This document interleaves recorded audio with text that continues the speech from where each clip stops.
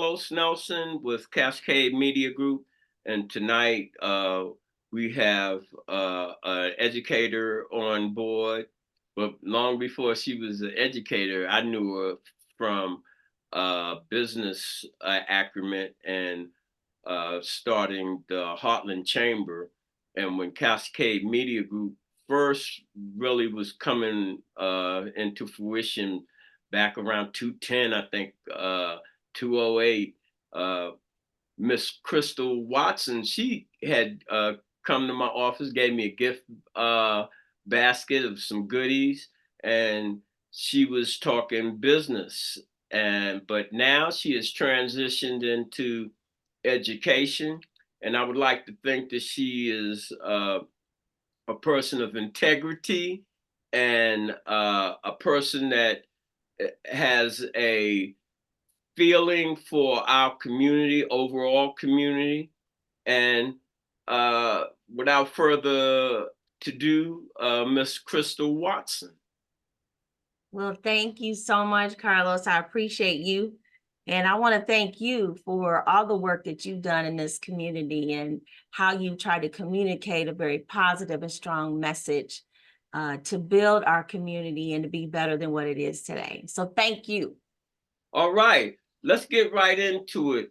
Let's get a little brief history about yourself. Then I want to talk about, as this is the conversation about education. But give our audience, for people that don't know you or have any background on you, give them a little background. Sure. Well, I am what you call a dot. I was born in Wyandotte County, KU Medical Center to be exact. So I'm considered a dot. My parents, Neil Poindexter, was one of the first Black voices of radio back in the day. He and a handful of other Black newscasters were very prominent in our community. And of course, my father was in Kansas City, Kansas. So I pretty much have grown up in KCK all my life. I am currently married with 4 sons, and I'm a grandma now. I got 2 grandkids, so that's exciting. But I spent most of my career, a good 17 years in corporate America, particularly at Sprint. And so from there, I learned to be very results oriented, very results driven. But I also learned that I had a love and appreciation for community and people. So when I left Sprint, ended up in nonprofit, and that led me to United Way. And then it led me to the school district, which was my first term. I've had 3 tours that have led to this role, which is executive director over the Kansas City, Kansas School Foundation for Excellence. But my educational background, I have a master's in organizational management, and the emphasis has been in leadership and healthcare administration. But organizational management is understanding people and organizations, which I feel like really fits my personality and fits who I am, because I love people. I once served as the president and CEO for the KBCC, which stood for Kansas Black Chamber of Commerce. And then we rebranded the chamber to become Heartland Black Chamber of Commerce, which is a regional chamber now, and it serves Missouri, Iowa, Nebraska, and Kansas. I left that role in 2018, and the current CEO and president is Kim Randolph, who I think is doing a fabulous job right now. She has elevated the platform even more, so big shout out to Kim Randolph for the work, and the board for the work that they're doing. That led me to the school district. So I came in, 2004 to 2005, I went to the chamber to do it full time, because I was like doing it part-time. And it actually happened in like 2012. I went full time in 2005, 2006. I started doing the chamber, made all these changes with it, for the positive. And then one of my stints was with the school district. I was at United Way at the time because I had left Sprint through a layoff, was the happiest day of my life. And because every year at Sprint, you was worried, it's gonna be me this year, it's gonna be. So anyway, I went to work for Wendell Maddox at United Way, and that was my first stint with a nonprofit. And I loved it, fell in love with it. And from there went to the school district to be the community foundation specialist. And at that time, my job was the board of directors were all district officials, which is like a huge no-no.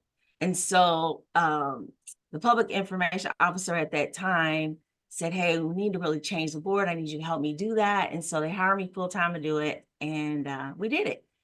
And then I left and went to work for Truman Medical Center. And I was a director there doing patient advocacy, guest relations, and volunteer services. And then left from there and went full-time to run the chamber. So in 2011, I ended up being on the board of education. I did it, and was elected. And I did that for one term till 2015. And then here I am back in 2019, but in between there, from 2018 for 18 months, I was in the mayor's office. So I left the chamber to go be the deputy chief of staff over neighborhood small business development for former David Alvey, former mayor of Unified Government, Wyandotte County, Kansas City, Kansas. And left there and then came in my third tour with the district. So this is my third tour, like I said, and I'm executive director of foundation, and I absolutely love it. All right.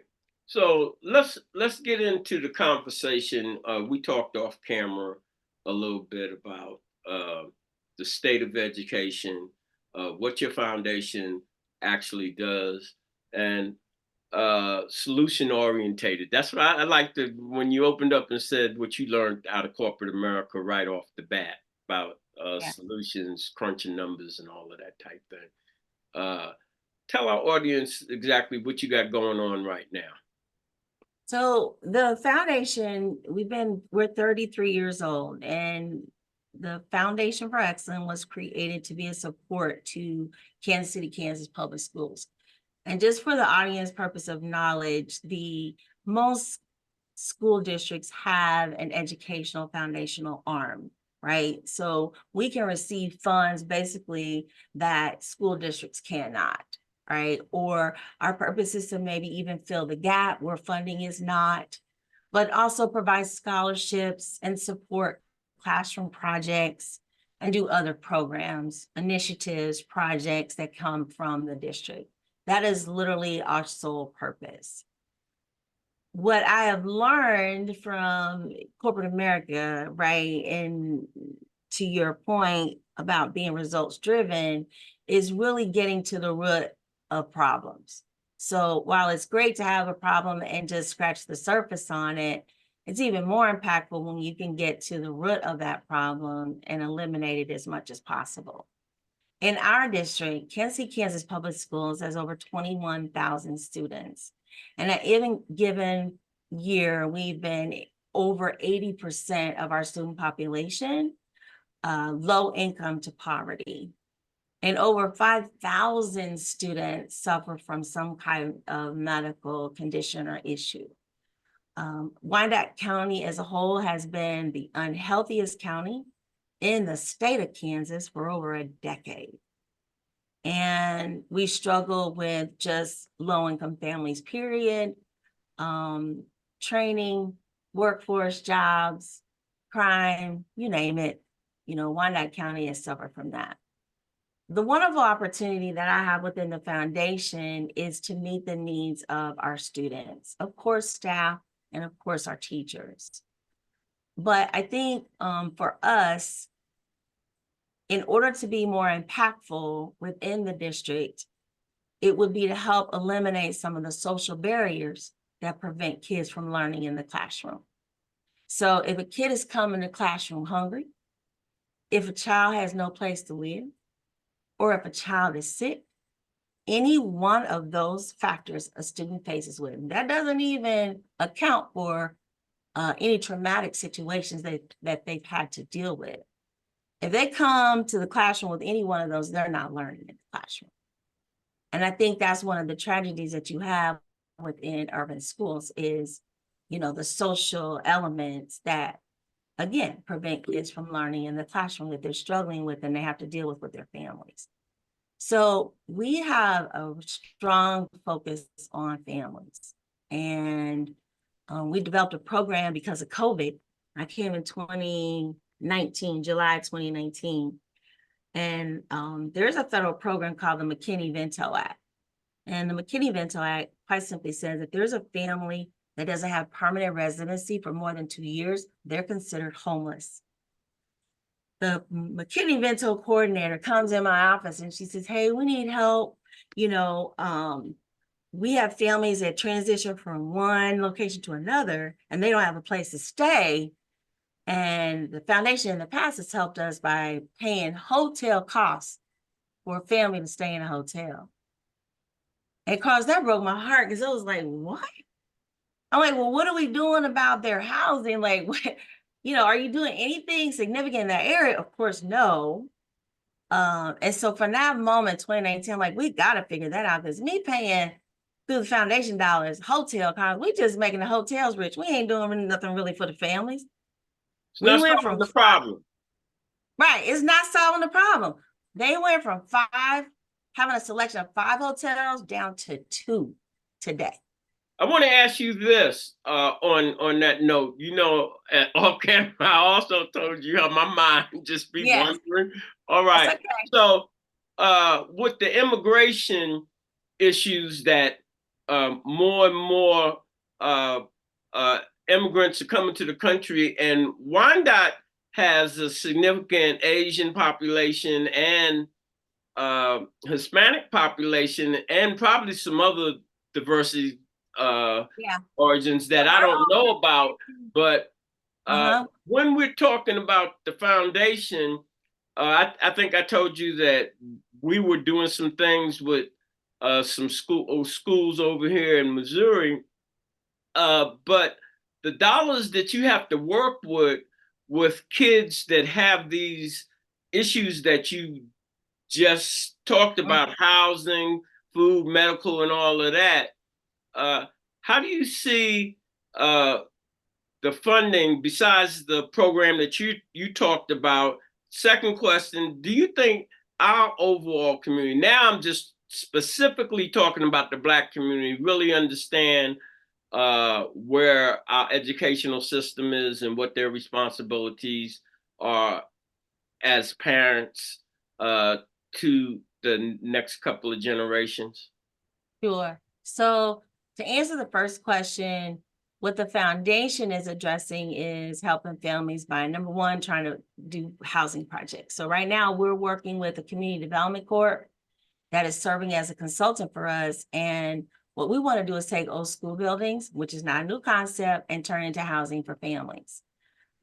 This would be specific to public school families, not just like community, even though it would still be open to community, but because we can't be exclusive, we always want to be inclusive. But to do it specifically for public schools is significant.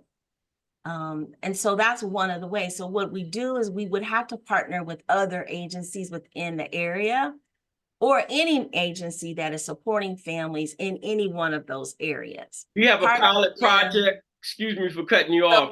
We are beginning a pilot project. Yes, we are. And I'm really excited about starting that pilot project. We've identified a building. We've got a CDC to work with, and we're working with the proprietor of that facility. And whether it ends up being that facility or not, the goal is to find a location, find an old school building or a building that's not being utilized, and house our McKinney-Vento families to begin with. We have 400 families back then COVID hit. Now we're back up to over 367 families that need housing. So that's huge. So partnering with right agencies, partnering with the school district to make those kind of efforts important. In terms of is our Black community connected and understanding education?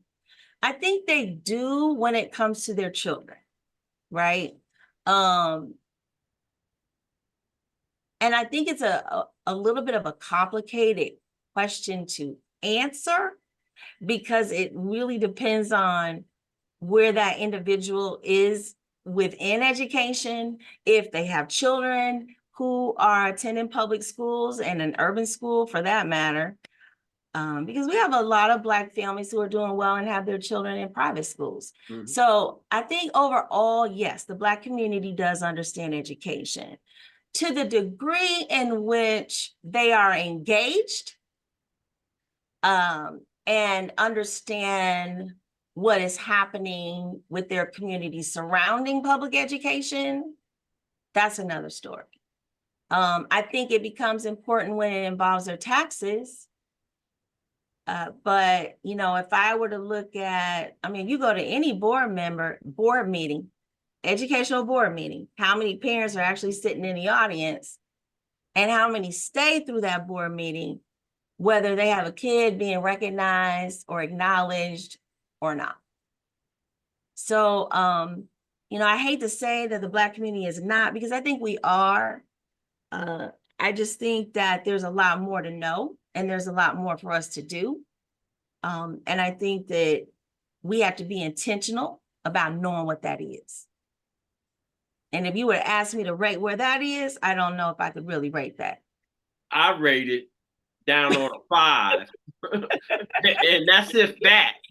But to me, I always say that you can blame everybody, but it really is a system in which we are living in, and it's designed to create the results that it's creating.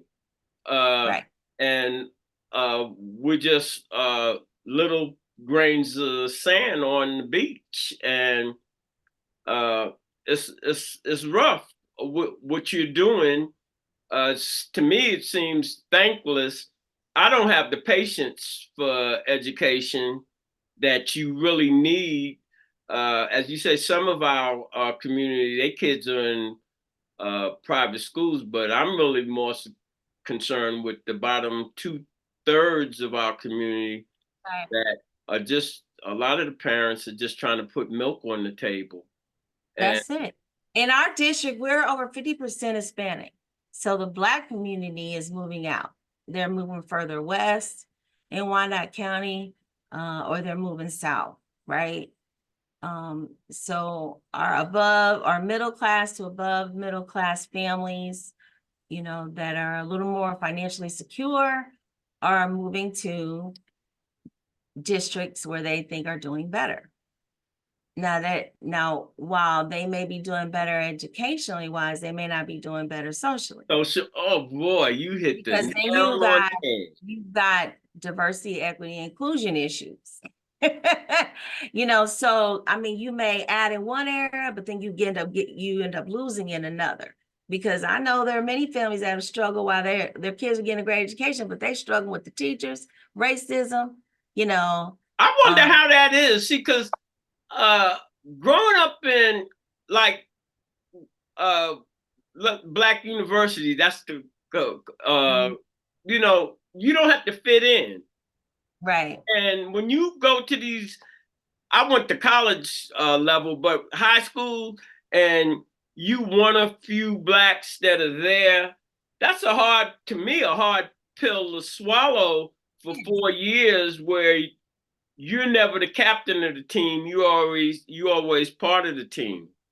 Well, and even when it comes to higher ed, many of our Black men and women who are athletics are going to universities where the majority of the minority population are athletics. They're athletes, right?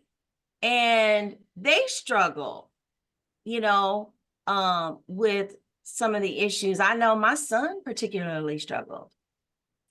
And so, you know, where you give one, you lose on the other hand. And that's why we as Black people need to understand the educational system. We need to know how to advocate for our students. And we need to know how to do it professionally, right? We need to know how to do it where it makes an impact and it creates change. And while it may not make a significant change at that moment, we are chipping away at it so that the next family does better than we do, and then the family after them does better than that, so that, you know, we're slowly chipping away at the problems and get to the root of things so that there's a positive change made overall. How important is it for you personally to have a good administration behind you? Because you've gone corporate, you've had a lot of experiences, and I'm sure every administration was not what you might. How important is that for a program like yours to succeed? I mean, it can make or break it. If you don't have the right support and administrative support, it can make or break your efforts. So it's critical. And for me, it is important that I'm building the right relationships with administration to bring them along in the process, and then hear their ideas, right? And be cognizant of what is important for them. At the end of the day, we all want the same thing. And so really, it's just a matter of building that trust. And fortunately, I have the trust of our superintendent, and vice versa. She has my trust and I have hers. And so that makes a difference in addition to the support I'm already getting from our board. And it takes a progressive board with with the project that we want to do in order for us to be able to do that. And so I applaud the board for the Foundation for Excellence, because this wasn't really part of what we wanted to do, you know, thinking about families and housing. And mind you, we're not trying to own. We just want to be we want to be the catalyst that brings the right stakeholders together to make sure a project like this happens, and then raise the funds for the programming, a piece of it that continues to help those families. So those families will live in housing for anywhere from 2 to 5 years, right? And they'll get that support, the support that they need. And that's what those program dollars would do for them. So what we did for them before, we'll still do for them, but they'll have housing, they'll have some, you know, other agencies to work with, because we'll make sure those That partnerships. foundation can lay the foundation for a lot of economic gain in Wyandotte County, because when these people have a foundation, don't have to worry about the roof over their head and this and that. And Now we can help them find jobs. yeah, right? that's what I was getting ready to Now say. And with the other agencies and the other plugins that you have, and you talking about 4 years, a lot of good things can happen and manifest itself. And I mean, we make sure that they get the training they need. So we'll try to bring the training to them. They'll have medical and dental screenings available to them. Health and wellness screenings will be provided to them while they're living in this one facility. So, you know, they say if you build it, they will come. Not always. Right. They can't get there. So we want to make sure that we make it accessible for them. And typically, I think when you're working with families or public school families, I mean, the only thing we're going to require is that your child is in good and regular standing. That's it. So your kids getting kicked out, you know, we got to hold parents accountable too, right? Everybody has to have a stake in it, some skin in the game. So the important thing, though, is that we're building a community with purpose, and that purpose meets need, right? And overall, at the end of the day, if people have jobs, then we grow economically as a community. And I'd love to keep the dollars in Wyandotte County. You know, so. In closing, Ms. Watson, what would you have to say to our audience? You know, in closing, I think, because it's not always just about education, but, and you and I talked about this prior, is know your truth and walk in that truth and not be afraid to step up. I think we need more people willing to step up and advocate for the Black community particularly. There are so many talented professionals making 6 figures plus. And there's room for them too, right? Right. And so I think for our audience, the more we unify and come together, and if we are aware that there are folks like me and others who are in one of those, I mean, education is systemic, the problems are systemic, particularly in urban schools, and they are problems that are not going to go away overnight, right? And so we need each other. And I just encourage the audience to participate and be engaged and not just listen and watch, but get your hands dirty, be a voice or utilize the influence that you have to help those of us that are in the trenches and getting our hands dirty and willing to be that voice, willing to take the hits, and the rejection. Be that help, because your truth can help my truth. And together we can make a better place for everybody. Excellent. In closing, especially, is this Black Women's History Month? Well, it's women's, Yeah. All right. International Women's Month, Yeah, I guess. we taking our hat off to Miss Christal Watson for that event. Hey, Christal, I always make Jim Watts mad because Watts, he closes with "It was a plum pleasing pleasure having you on the show." And I'm like, Watts, man, cut out all them niceties, man. But as we always say in closing, when you invest in your community, you're really just investing in yourself. Good night. This is brought to you by Kansas City Business Association, working to improve our community.